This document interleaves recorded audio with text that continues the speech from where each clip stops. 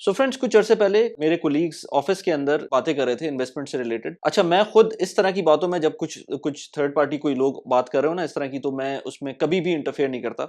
और उसका रीजन ये है कि लोगों को मैं ये ना लगे कि मैं कुछ इन्फ्लुएंस करना चाह रहा हूँ। मैं सिर्फ सुन रहा था उनकी बातें, क्योंकि वो बिल्कुल करीब मेरे बैठे हुए थे। और कुछ ऐसी बातें हो रही थी जिस पर मुझे हंसी भी आ रही थी। फिर मैंने खैर वहां से मैं चला गया। लेकिन मैंने कहा इसके ऊपर एक वीडियो बननी चाहिए, क्योंकि वो लोग तो मेरी वीडियो देखेंगे नहीं। तो मैंने कहा आपसे वैसे ही बता दूं मैं अपना जो एक्सपीरियंस मैंने किया, और इस तरह के लोग इस तरह की बातें करते हैं, तो why not to share this. और इस तरह की जब थॉट प्रोसेस बन रहा होता है, तो मैंने कहा कि उसको ज़रा पॉजिटिव वे में ले जाएं। बात ये हो रही थी कि इन्वेस्टमेंट्स करनी चाहिए। इन्वेस्टमेंट्स कहाँ करनी चाहिए? तो एक साहब हैं, उन्होंने पिच किया कि यार मेरा कज़न है, वो यूके में रहता है, और मैं ये सोच रहा हूँ, वो मेरा बहुत अच्छा दोस्त भी रहा है, कज़न भी है मेरा, और मुझसे काफ़ी अच्छे उसके रिलेशन भी हैं। तो व्हाई नॉट मैं ये करूँ कि मैं उसके नाम पे घर एक खरीद लूँ यूके में, मॉर्गेज कर लूँ, और उसके पैसे मैं यहाँ से ट्रांसफ़र करूँ। यानी कि लेट्स से दुबई से ट्रांसफ़र करूँ, और वो मॉर्गेज करे, सारा पेपर वर्क करे, और उससे फिर मैं जो हूँ एक प्रॉपर्टी का मालिक बन जाऊँगा, और नाम उसकी प्रॉपर्टी होगी, उसकी मॉर्गेज मैं पे कर रहा हूँगा, उसका रेंट भी मुझे मिल रहा होगा। मतलब so on and so fourth, जो एक शेख चिल्ली वाली बातें होती है ना, कि आप समझ रहे हैं ना जो मैं कहना चाह रहा हूँ। तो उस तरह की बातें चल रही थी।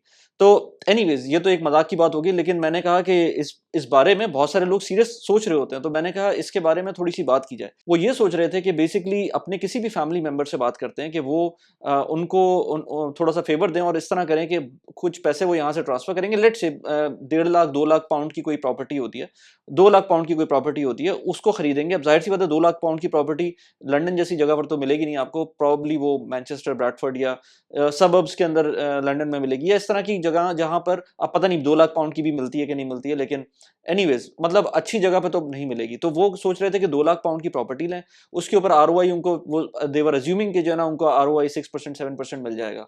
आई डोंट नो, मैंने अभी तक नहीं देखा कि लंदन की प्रॉपर्टीज़ या यूके की प्रॉपर्टीज़ इस वक़्त 6-7% का आरओआई दे रही हैं कि नहीं दे रही हैं, लेकिन वो ये सोच रहे थे, अस्यूम कर रहे थे। अच्छा, इसके अंदर अगर कोई नॉर्मल बंदा सोचे ना कि यार क्यों नहीं कर सकते, मतलब मैं अपने कज़न को पैसे, मेरा कज़न काफ़ी, I rely on him, I trust him, तो व्हाई नॉट कि मैं उसको पैसे भेजूँ, वो मेरे नाम पे, ऑफ कोर्स उस आपके नाम पे तो नहीं खरीदेगा, वो अपने ही नाम पे खरीदेगा प्रॉपर्टी, तो वो अपने नाम पे प्रॉपर्टी खरीदे, मैं उसको मॉर्गेज के पैसे देता हूँ, वो मॉर्गेज भरता रहेगा। लेट्स से वो उसने डाउन पेमेंट कर दी, डाउन पेमेंट के बाद वो मॉर्गेज भरता रहेगा। मॉर्गेज कैसे भरेगा? उसके रेंट के पैसे आएँगे, रेंटल पे आप प्रॉपर्टी चढ़ाएँगे, रेंट के पैसे आएँगे, एंड सो फोर्थ, ये काम चलता रहेगा। शायद आपसे आपका इसमें एक पॉजिटिव कैश फ्लो भी जनरेट होना शुरू हो जाए। ये एक बेसिक सा असम्पशन था। तो अच्छा, इस वीडियो में मैं आपको अपार्ट फ्रॉम ये कि जो इन लोगों की जो थॉट थी वो गलत थी और क्यों गलत थी, ये सारी बातें करने के अलावा मैं आपको एक अल्टरनेट वे भी बताऊँगा, जिसमें आप किस तरह से यूएस की प्रॉपर्टीज़ के अंदर इन्वेस्ट कर सकते हैं, और सेफली इन्वेस्ट कर सकते हैं, और बहुत अच्छे ट्रैक रिकॉर्ड वाले इंस्ट्रूमेंट के साथ इन्वेस्ट कर सकते हैं। ये चीज़ मैं थोड़ा-सा अब आपको आगे जाके बताता हूँ। एक और मेरे फ्रेंड थे, उनके साथ ही खड़े हुए थे, वो कह रहे थे कि यार आप पाकिस्तान में क्यों नहीं इन्वेस्ट करते, या आप दुबई में क्यों नहीं इन्वेस्ट करते? तो चलो, पाकिस्तान की बात तो समझ में आती है कि आजकल पाकिस्तान के हालात इतने अच्छे नहीं हैं। लेकिन फिर भी मैं कहता हूँ कि पहला घर अगर आपने नहीं लिया हुआ, तो आप प्रॉब्ली ले सकते हैं पाकिस्तान के अंदर। अगर आपका और कोई ऑप्शन है नहीं कहीं और जाने का, तो पहली प्रॉपर्टी तो आप ले सकते हैं। आजकल के सिचुएशन के अंदर जो सिनेरियो बन गया है, जिस हिसाब से रुपये डिवैल्यू हुआ है, उसके हिसाब से तो मेरे ख्याल से पाकिस्तान के अंदर अगर पहली प्रॉपर्टी नहीं ली हुई, तो एक अच्छा चांस है आपको एक बार्गेन प्राइस में, अगर आप दिरहम में पे कर रहे हैं तो आपको, या किसी भी यूएस डॉलर में पे कर रहे हैं, रियाल में पे कर रहे हैं, किसी भी करेंसी में पे कर रहे हैं, एक्स्ट्रा जो फॉरेन करेंसी है उसमें पे कर रहे हैं, तो आपको फायदा हो सकता है। लेकिन एनीवेज, आप ये सोचें कि लेट से आपने ऑलरेडी पाकिस्तान की प्रॉपर्टी ली हुई है, या आपको नहीं लेनी पाकिस्तान में प्रॉपर्टी, तो आप दुबई में प्रॉपर्टी ले सकते हैं। और दुबई में भी बहुत सारे ऑप्शन है। आप दुबई में प्रॉपर्टी ना लें, आप लेट से आप मैं जिस तरह बात करता हूँ क्राउड फंडिंग की, आप स्टेक जैसे प्लेटफॉर्म पे जा सकते हैं। स्टेक पे मैंने अलग से वीडियोस बनाई हुई हैं, मल्टीपल वीडियोस बनाई हुई हैं। एक प्रॉपर्टी का प्लेटफॉर्म है जिसके अंदर आप क्राउड फंडेड प्रॉपर्टीज ले सकते हैं, एज लो एज लेट से 250 300 400। मैं कहता हूँ कि थोड़ा सा ज़्यादा उसमें इन्वेस्ट करें, तकरीबन 2 3 4 5 हज़ार दिरहम इन्वेस्ट करें, ताकि आपको एक सब्सटैंशियल रिटर्न तो मिले ना। एनीवेज, उसके अंदर आप जा सकते हैं। उसका उनका कहना ये था कि हमें मतलब नहीं पता कि यहाँ के लॉज कब चेंज हो जाएँ यूएई के, और क्या हो जाए हमें नहीं पता। तो मैंने कहा यार, इस तरह तो कहीं के लॉज भी कुछ भी हो सकता है ना। कोविड में हमने देख लिया कि क्या-क्या नहीं हुआ। अगर ये देखें कि इस पूरे सिनेरियो में इसके प्रॉब्लम्स क्या-क्या हैं, इसके कहाँ-कहाँ पर आपको इश्यूज़ मिल सकते हैं। तो इश्यूज़ इस तरह से हैं कि भाई पहली दफ़ा जो आपने असम्पशन ले ली है ना कि वो मॉर्गेज कर लेंगे, मॉर्गेज के बाद आप उसकी जो रेंटल आ रहा है उससे आप उसकी मंथली इंस्टॉलमेंट पे कर देंगे। तो सबसे पहली असम्पशन ही गलत हो गई है, क्योंकि उसके अंदर अगर आपने पहले ही कैलकुलेशन नहीं की और आपको पहले से ही एक्स्ट्रा पैसे देने पड़ रहे हैं, तो आपके कैश फ्लो पॉजिटिव तो जनरेट नहीं हुआ और आपको जो पैसे देने पड़ रहे हैं, वो पैसे आप यहाँ से भेज रहे होंगे। यानी कि आप वहाँ पर तो होंगे नहीं, आप लेट्स से यूके में तो होंगे नहीं। बाय द वे मैं यूके की एग्जांपल दे रहा हूँ, वैसे तो ये कहीं के ऊपर जहाँ का भी बंदा सोचे ना, चाहे वो यूएस हो, कनाडा हो, यूके हो, ऑस्ट्रेलिया हो, कहीं का भी इस तरह के मुल्क में अगर आप ये सोच रहे हैं, तो इसके अंदर ये इश्यूज आएंगे। तो आप वहाँ पर होंगे नहीं, आपको यहाँ से अगर आपका नेगेटिव कैश फ्लो आ रहा है तो आपको यहाँ से पैसे भेजने पड़ेंगे। सेकंड पॉइंट कि अगर आपका मॉर्गेज रेट बढ़ जाता है, फिर क्या होगा? फिर अगेन वो नेगेटिव कैश फ्लो जनरेट होना शुरू हो जाएगा और उसकी वजह से आपको दोबारा यहाँ से पैसे भेजने पड़ेंगे। और जब आप छोटी अमाउंट में पैसे भेजेंगे, तो जब यहाँ से पैसे भेजते हैं वेस्टर्न कंट्रीज, तो आपको एक ट्रांजैक्शन फीस भी पड़ रही होती है, जो कि एक सब्सटेंशियल अमाउंट की ट्रांजैक्शन फीस पड़ जाएगी। वो भी उन लोगों ने असम्पशंस के अंदर नहीं डाला हुआ। अब तीसरे पॉइंट के ऊपर आते हैं। तीसरे पॉइंट के अंदर ये है कि भाई जिस बंदे से आपने ये अंडरस्टैंडिंग की हुई है, मैं उसकी नीयत पे तो शक कर ही नहीं रहा। चलें पहले पहली इस पे बात कर लेते हैं कि अगर उसकी नीयत खराब हो जाए, आपने तो उसको पैसे दे दिए ना, उसके बाद उसकी नीयत खराब हो जाए तो आप कुछ नहीं कर सकते। ये तो इस्लामिकली भी सही नहीं है कि आपने इतना बड़ा डिसीजन ले लिया है, अपनी पूरी फैमिली के का जो फ्यूचर है वो भी लगा दिया उसके ऊपर, और वो बंदा ही मुकर जाए कि भाई आपसे पैसे ही नहीं लिए थे उसने। तो ये तीसरी बात हो गई कि अगर वो बंदा उसका उसका दिमाग ही आगे पीछे हो जाए, तो फिर आप क्या करेंगे? अच्छा, चलें वो बंदा बहुत अच्छा है और उस पे आपको पूरा ट्रस्ट है। थर्ड फोर्थ पॉइंट पे ये आता है कि अगर वो बंदा, अल्लाह ना करे, इफ ही पासेस अवे, और उसकी डेथ की सिचुएशन में आप क्या करेंगे, या उसकी डिसेबिलिटी की सिचुएशन में आप क्या करेंगे, या उसके साथ कोई इमरजेंसी हो जाती है तो आप फिर क्या करेंगे? क्योंकि वो तो पेपर्स में तो वही ओनर होगा ना, और वहाँ के जो लॉज होंगे वो उसी तरह से इम्प्लीमेंट होंगे, और इवन शरिया लॉ भी नहीं होता तो वो उसी हिसाब से मतलब कभी कभी तो पूरी की पूरी जो प्रॉपर्टी है वो स्टेट को चली जाती है, अगर फैमिली के मेंबर्स सारे नहीं रहते।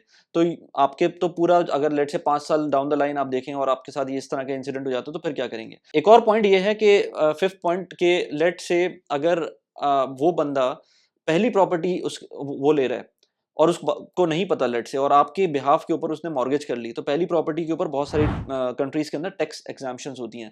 जब टैक्स एग्जाम्पशंस होंगी तो वो उसको एंजॉय तो करेंगे, आप एंजॉय करेंगे उस टैक्स एग्जाम्पशंस को, लेकिन जब वो सेकंड प्रॉपर्टी अपनी लेने जाएगा तो वो टैक्स एग्जाम्पशंस उसको नहीं मिलेंगी, क्योंकि वो सेकंड प्रॉपर्टी हो जाएगी उसकी। तो उस टाइम पर वो अननेसेसरीली आपकी वजह से एक नुकसान ले रहा होगा। मैं ये उस कंडीशन में बात कर रहा हूँ जब वो बेचारा बहुत शरीफ आदमी है, वो उसने इस तरह से कर लिया। वैसे तो मुझे नहीं लगता कि कोई भी इस तरह से मानेगा। अच्छा, इसके बाद एक और पॉइंट ये है कि आपके जो हम यहाँ देखते हैं ना यूएई के अंदर या पाकिस्तान के अंदर, तो लैंडलॉर्ड फिर भी एक एक लेवल के ऊपर होता है, एक फिर भी थोड़ा-सा उसके राइट्स होते हैं। वहाँ पर टेनेंट्स के बहुत ज़्यादा राइट्स हैं वेस्टर्न कंट्रीज़ के अंदर। जब वेस्टर्न कंट्रीज़ के अंदर आप बात करेंगे इस तरह की, तो वहाँ पर अगर आपने आपके टेनेंट ने मतलब पैसे ही नहीं दिए, रेंट नहीं दिया, फिर आप क्या करेंगे? आपको तो मॉर्गेज के पैसे पे करने हैं। उसने रेंट नहीं दिया, 6 महीने लटकाए लटकाए रखा आपको, आप क्या केस करेंगे? या आपका कज़न क्या केस करेगा उसके अगेंस्ट? वो क्यों करेगा? वो उसको इतने चक्करों में फँसने की ज़रूरत क्या है? तो इसलिए इस तरह की चीज़ों में सोचना पड़ता है कि आपको करना क्या है। अच्छा, ये तो सारी चीज़ें हो गई जो मैंने कहा कि एक आपको बैकग्राउंड दे दूँ कि बहुत सारे लोग किस तरह से सोच रहे होते हैं। लेकिन मैंने कहा कि एक पॉइंट ये भी बताऊँ मैं आपको कि आप खुद अगर चाहें कि वेस्टर्न कंट्रीज़ के अंदर आपको इन्वेस्टमेंट करनी है, तो वो कैसे कर सकते हैं। यहाँ पर जैसे मैंने आपको शुरू में कहा कि स्टेक जैसे प्लेटफ़ॉर्म है जो कि क्राउड फंडेड प्लेटफ़ॉर्म्स होते हैं, और आप उसके अंदर इन्वेस्ट कर सकते हैं इंडिविजुअल प्रॉपर्टीज़ के अंदर। इसी तरह से बहुत सारे ईटीएफ्स हैं वेस्टर्न कंट्रीज़ के अंदर, स्पेशली यूएस की मार्केट के अंदर, जहाँ पर आप इस तरह के ईटीएफ्स में इन्वेस्ट करके मल्टीपल प्रॉपर्टीज़ का एक्सपोज़र ले सकते हैं। अब मैं इसकी एग्ज़ाम्पल दूँगा अभी आपको। एक मेजर ईटीएफ है जिसकी बात करूँगा मैं, जिसके अंदर थाउज़ेंड्स ऑफ प्रॉपर्टीज़ उनके डोमेन के अंदर हैं, उनके जो कि वो मैनेज कर रहे होते हैं। उसके अंदर आप इन्वेस्ट कर सकते हैं और डायरेक्ट इन्वेस्ट कर सकते हैं। उसके अंदर छोटी से छोटी अमाउंट में इन्वेस्ट कर सकते हैं, उसके डिविडेंड्स ले सकते हैं, उसकी प्राइस एप्रिसिएशन ले सकते हैं। मैं अभी आपको इसकी बात करता हूँ, रियलिटी इनकम की बात कर रहा हूँ। रियलिटी इनकम की अगर आप वेबसाइट देखेंगे तो आपको नज़र आएगा कि इसके अंदर बेसिकली इनकी डिटेल्स अगर आप देखें तो 1994 में ये फाउंड हुआ था, ये जो ईटीएफ है, और जब से लेकर अब तक कंपाउंडेड उसने जो रिटर्न्स दिए हैं वो 14.6% दिए हैं एनुअलाइज्ड। तो इसका जो ट्रैक रिकॉर्ड है बहुत ज़बरदस्त है, बहुत लंबे अरसे के ऊपर इसने रिटर्न्स दिए हुए हैं। और इसके अलावा जो इसकी एनुअल ग्रोथ इन डिविडेंड्स है वो 4.4% है, विच इज़ एब्सोल्युटली अमेजिंग। इसके अलावा जो कंसेक्यूटिव मंथली डिविडेंड्स डिक्लेयर किए हैं वो आज तक 632 डिविडेंड्स डिक्लेयर किए हैं आज तक, और क्वार्टरली जो इंक्रीजेज हुए हैं वो 101 के करीब इंक्रीज हुए हैं। ये इनकी वेबसाइट के ऊपर है, वेबसाइट का लिंक मैं लगा दूंगा। इसके अलावा आपको बहुत सारी इन्फॉर्मेशन इनकी वेबसाइट पे मिल जाएगी। लेकिन अगर मैं देखूं कि what is their portfolio exactly, तो अगर मैं पोर्टफोलियो के अंदर इनकी जाऊं तो इसके अंदर देखूं तो यहाँ पर आप देख सकते हैं कि 12,200 commercial properties under long term net lease agreements के थ्रू ये मैनेज कर रहे हैं। 99% पोर्टफोलियो ऑक्यूपेंसी है, और 1240 डिफरेंट किस्म के क्लाइंट्स हैं इनके, और 84 डिफरेंट इंडस्ट्रीज के अंदर इनका पोर्टफोलियो। ज्योग्राफिकल डाइवर्सिफिकेशन भी इसके अंदर नजर आ रही है आपको। ज़्यादातर वैसे इनका यूएस के अंदर ही स्कोप है। आप देख सकते हैं ज़्यादातर यूएस के अंदर इनकी प्रॉपर्टीज़ हैं। कुछ प्रॉपर्टीज़ इनकी यूरोप में, स्पेन के अंदर 52 प्रॉपर्टीज़ हैं, 1% बनता है। यूके में 203 प्रॉपर्टीज़ हैं, 9% बनता है। तो अगर आप टोटल देखें तो ऑलमोस्ट कोई 20% ओवरऑल यूएस की के आउटसाइड हैं, और बाकी इनकी जो जो मुझे समझ में आ रहा है, अभी हो सकता है इसके अंदर कुछ और इन्फॉर्मेशन हो, लेकिन जो मुझे अभी तक समझ में आया है ऑलमोस्ट 20% आउटसाइड यूएस है, और जो 80% है वो विद इन यूएस है। अच्छा, अब बात करते हैं कि इसमें इन्वेस्ट कैसे कर सकते हैं। तो इसमें इन्वेस्ट करने के मल्टीपल तरीके हैं। ये बाय द वे एक ईटीएफ की बात हो रही है, ये एक इनकम स्ट्रीम है। अच्छा, मैं इसके बाय द वे आपको पहले ये भी दिखा दूं कि रियलिटी इनकम का जो ट्रेंड है वो कैसा है। तो इसमें आपको यहाँ पर रियलिटी इनकम का जो स्टॉक प्राइस है वो आपको नजर आ रही है। ये 5 ईयर्स का देखें तो 5 ईयर्स का कुछ इस तरह से नजर आ रहा है, और बल्कि मैं इसका इंटरवल जो है वो मंथली पे ले आता हूँ ताकि चार्ट थोड़ा सा सही से दिखे। यस, 1 मंथ के ऊपर मैं इसका इंटरवल ले आया हूँ, और जो मैक्सिमम पे चले जाएं अगर, तो आप यहाँ पर इसका देख सकते हैं कि किस तरह से ये जो स्टॉक प्राइस थी इसकी $7 या इससे भी शायद नीचे कोई इसकी स्टॉक प्राइस होगी, और आज इसकी स्टॉक प्राइस तकरीबन कोई 64 है, और ये एट मैक्स जा चुकी थी 77 पे लास्ट कुछ 1-1.5 साल पहले। तो फिर नीचे आई, उसके बाद दोबारा से आई थिंक ये कोविड के टाइम पे नीचे आई होगी। यस, कोविड के टाइम पे ये नीचे आई थी, और उसके बाद से दोबारा से ये ऊपर जाना शुरू हो गई है। तो आई वुड से कि why not to invest in such kind of ETF, और ये एक ईटीएफ है यूएस का। इसके अलावा बहुत सारे और ऑप्शंस अवेलेबल हैं। मैं तो इसकी इसलिए बात कर रहा हूँ कि ये बहुत सिंपल सा एक ईटीएफ है। मैंने ट्विटर पे बहुत सारे लोगों को देखा हुआ है इसके बारे में डिटेल बात करते हुए। आप भी इसके अंदर फर्दर रिसर्च कर सकते हैं। मैं आपको एक तरीका बताता हूँ जिसके थ्रू अगर आप यूएई के अंदर रहते हैं या जीसीसी कंट्रीज में रहते हैं या किसी भी मुल्क में रहते हैं और आपको इसको इसमें इन्वेस्ट करना है, तो सबसे पहले आपके पास ब्रोकरेज अकाउंट होना चाहिए। अच्छी बात इसकी ये है कि ये रीट है, और रीट के अंदर आपको जैसे क्राउड फंडिंग प्रॉपर्टीज होती है ना, उसके अंदर आपको एक बैरियर टू एंट्री ये होता है कि आपके पास थोड़ा सा टाइम आपको ज्यादा चाहिए होता है। इसके अंदर आपको डिविडेंड्स भी मिलना शुरू हो जाएंगे, और आप अगर एग्जिट करना चाहते हैं तो एग्जिट भी कर सकेंगे इसके अंदर विदाउट एनी प्रॉब्लम। एक दिन बाद ही आप एग्जिट कर सकते हैं, लेकिन उसका प्रॉब्लम अगेन उसमें यह आता है कि शायद आपको ग्रोथ उस तरह की ना मिले, और वही चीज क्राउड फंडेड प्रॉपर्टीज के अंदर भी होता है कि ग्रोथ आपको अगर जल्दी एग्जिट करते हैं तो नहीं मिलती है, लेकिन इसके अंदर थोड़ा लिक्विडिटी ज्यादा अच्छी होती है। अब मैं एक प्लेटफॉर्म यूज करता हूँ ब्राका के थ्रू मैं अगर इसके अंदर इन्वेस्ट करना चाहूँ तो इस वक्त मार्केट भी ओपन है, तो मैंने कहा एक थोड़ा सा लाइव डेमोस्ट्रेशन भी दे देता हूँ कि ब्राका की ऐप के थ्रू अगर आप बाय द वे ब्राका को आपने डाउनलोड नहीं किया तो डाउनलोड कर सकते हैं। $25 का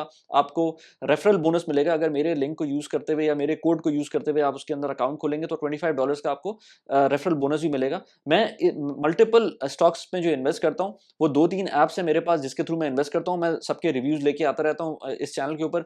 इस ऐप का भी रिव्यू मैं लेके आया हूँ, तो कॉम्प्रिहेंसिव रिव्यू भी लेके आया था। मल्टीपल टाइम्स मैंने इसको बेंचमार्क भी किया हुआ है दूसरी ऐप्स के साथ। अभी मैं आपसे बात करूंगा इसके अंदर जो ओ इसका टिकर है, रियलिटी इनकम का जो टिकर है वो ओ है। मैं उसके अंदर इन्वेस्ट करता हूँ, थोड़े से पैसे इन्वेस्ट करता हूँ just to show how it works. So Baraka की ऐप मैंने खोल ली है। बराका की ऐप खोलने के बाद मैं यहाँ पर इसने मुझे ऑथेंटिकेट किया। आप मेरा पोर्टफोलियो देख रहे हैं, इस वक्त ये रेड में हुआ हुआ है, 2.2% नीचे गया हुआ है। मंथ के ऊपर अगर देखें तब भी ये नीचे गया हुआ है। ईयर टू डेट देखें तो थोड़ा सा ऊपर है। तो $1000 का पोर्टफोलियो ऑलमोस्ट ये पोर्टफोलियो नजर आ रहा है आपको। इसके अंदर मैं अब ऐड करता हूँ रियलिटी इनकम को। कैसे ऐड करूंगा इसके अंदर मैं सर्च करूंगा सबसे पहले कि यहाँ पर ये सर्च आ गया, और रियलिटी इनकम को मैं सर्च करता हूँ। ठीक है, ये ओ सिंबल के साथ है, ओ सिंबल के साथ है। इस वक्त इसका जो रेट आ रहा है वो 63 आ रहा है। अगर मैं इसको मंथ पे देखूंगा तो ये किस तरह से नीचे गया, 67 से 63 पे आ गया है। हो सकता है बीच में डिविडेंड दिया हो इसलिए भी नीचे गया हो। Anyways I don't have any problems, because अगर लॉन्ग टर्म में देखें तो ये ऊपर ही जा रहा है, और ये 25 साल का इसका ट्रैक है। तो मुझे इसलिए भी थोड़ा सा इसमें बैक ऑफ द माइंड ये है कि ये एक बहुत अच्छा डिविडेंड एरिस्टोक्रेट कहते हैं इसको, ताकि जिससे आपको पता चले कि ये इसने कॉन्स्टेंटली डिविडेंड्स अपने इंक्रीज किए हैं।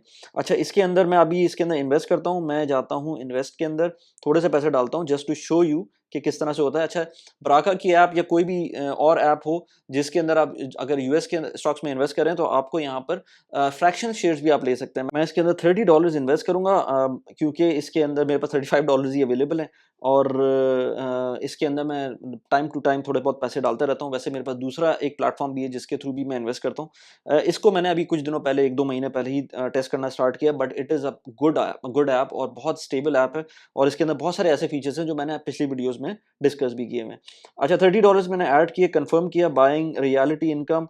अच्छा, इससे पहले, बल्कि मैं इसको बाय करने से पहले इसके अंदर ज़रा नीचे जाके देखते हैं, तो इसकी डिविडेंड हिस्ट्री नज़र आ रही है आपको, 25 cents, 25 cents, 25 cents, constantly 25 cents दिए हैं, और हर साल बढ़ा भी देते हैं ये अपने डिविडेंड्स।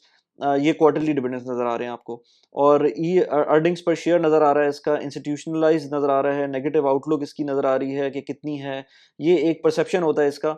और शरिया स्कोर नॉन कंप्लाइंट है, प्रॉबेबली नॉन कंप्लाइंट आप इसमें देख सकते हैं। बाय द वे, इस ऐप के अंदर आपको ये भी पता चलता है कि ये जो आप जो भी लेट्स से स्टॉक लेने जा रहे हैं, ये कितना कंप्लायंट है, किस लेवल के ऊपर कंप्लायंट है। तो हो सकता है इसके अंदर कुछ ऐसी चीज़ें हों जो कि नॉन कंप्लायंट है, उसके अंदर बहुत सारी चीज़ें हो सकती हैं। उसके अंदर लेट्स से जो जिस तरह से ये प्रॉपर्टीज़ ले रहे हैं, हो सकता है वो नॉन शरिया कंप्लायंट हो, और या मल्टीपल चीज़ें हो सकती हैं, लेकिन ये नॉन शरिया कंप्लायंट स्टॉक है। अगर आपको उस हिसाब से देखना है तो ये भी एक कंसर्न हो सकता है। अच्छा, इंटरेस्ट बियरिंग डेट इसके अंदर है, तो वो फेल इस वजह से हो रहा है। अच्छा, अब दोबारा से मैं आता हूँ इसके अंदर, और अगर इसमें इन्वेस्ट करूँ मैं, तो इन्वेस्ट करने के टाइम पर मैं लेट्स से $30 इन्वेस्ट करता हूँ, कंफर्म करता हूँ इसको, and then it goes on to buy order received, continue. ठीक है ना, मेरे ये okay, I will just rate it as excellent, submit, close. Okay, now if I go back to my portfolio, तो सही है, इसके अंदर मैं जाके देखूँ तो रियलिटी इनकम नज़र आ रहा है। $30 इसके अंदर मैंने स्टॉक लिए थे, तो वो नज़र आना शुरू हो गए यहाँ पर। तो ये बहुत ज़बरदस्त एक ऐप है ब्राका की। मैंने आपको बता दिया कि किस तरह से आप अगर चाहते हैं यूएस की मार्केट में इन्वेस्ट करना, जिसकी वजह से आपको और मल्टीपल और रीजन्स की भी का भी एक्सपोजर मिल जाएगा। ऑल्दो के रिटर्न्स बहुत ज़्यादा एक्स्ट्रा ऑर्डिनरी नहीं है। 4% का रिटर्न आपको एनुअल डिविडेंड के पॉइंट ऑफ व्यू से देखें, 4 to 5% का रिटर्न शायद मिल जाए आपको। लेकिन इससे पहले जो आपको नजर आया कि ऑलमोस्ट कोई 14.6 का कंपाउंडेड आपको एक रिटर्न मिला है। 14.6 is a very good number. आप किसी भी प्रॉपर्टी के हिसाब से बात करेंगे बगैर कुछ किए, यानी कि सबसे इंपॉर्टेंट बात यह है कि इसके अंदर आपको टेनेंट्स के पीछे नहीं भागना है। इसके अंदर आपको ये नहीं देखना कि टेनेंट का कोई कंप्लेन आ रही है। सारी चीज़ें मैनेज होंगी खुद ही, ये लोग खुद मैनेज करेंगे, प्रोफेशनल मैनेजमेंट कंपनी है। तो इस वजह से आपको बहुत एक पीस ऑफ माइंड के साथ, आपको अगर कंपाउंडेड 14.6% का रिटर्न मिल रहा है, अगेन वही बात है, 14.6 का अभी आपको नजर आ रहा है कंपाउंडेड, लेकिन ये over the long period of time आपको एनुअल रिटर्न मिल सकता है। इसकी कोई गारंटी नहीं है, लेकिन जो पास्ट में हमें नजर आया वो इसी तरह से है। इवन कोविड भी बीच में आके निकल गया, और उसमें भी देख लिया कि हमने कितनी डिप आई थी। तो इससे ज़्यादा डिप मेरे नहीं ख्याल के कभी हो सकती है, या कोई इतना बड़ा इस लेवल का कोई पेंडेमिक दोबारा से आ जाए, तो you never know. But investing करनी है तो रिस्क तो लेना होता है ना। तो इसलिए रादर देन थिंकिंग फजूल किस्म की बातें, जो मैंने आपको बताया कि मेरे जो फ्रेंड्स कर रहे थे या कोलीग्स कर रहे थे, उस तरह की बातों को करने से बजाय आप कुछ चीज़ें ऐसी पढ़ें, कुछ चीज़ें ऐसी सीखें जिससे आपको माइंड में चीज़ें भी क्लियर हों, समझ में भी चीज़ें आएँ कि दुनिया में काम कैसे हो रहा है, और अपनी इन्वेस्टमेंट को स्ट्रेट रखें, सीधा रखें, सिंपल रखें, कोई इसके अंदर कॉम्प्लिकेशन ना रखें। उसी के थ्रू आप ग्रो कर सकते हैं, और इन्वेस्टमेंट से ज़्यादा अपने एक्टिव इनकम को जनरेट करने की, उसको इम्प्रूव करने की कोशिश करें। जो इनकम एक्टिव आ रही है उसको पैसिवली इन्वेस्ट करें, सिंपल तरीके से, बहुत ज़्यादा सोचने की ज़रूरत नहीं है। इसीलिए मैं कहता हूँ कि investing alone will not make you rich. मैंने इस पे एक अलग से वीडियो भी बनाई थी, यहाँ पर उस वीडियो का लिंक नज़र आ रहा होगा आपको। इसके अलावा अगर आप नए इन्वेस्टर हैं तो 11 टिप्स मैंने एक वीडियो में दी थी, यहाँ पर उस वीडियो का लिंक लगा दिया है, 11 टिप्स फॉर न्यू इन्वेस्टर। इस वीडियो को ज़रूर जाके देखें। कैसी लगी वीडियो प्लीज़ मुझे बताइएगा। Thanks for watching the video. Bye bye.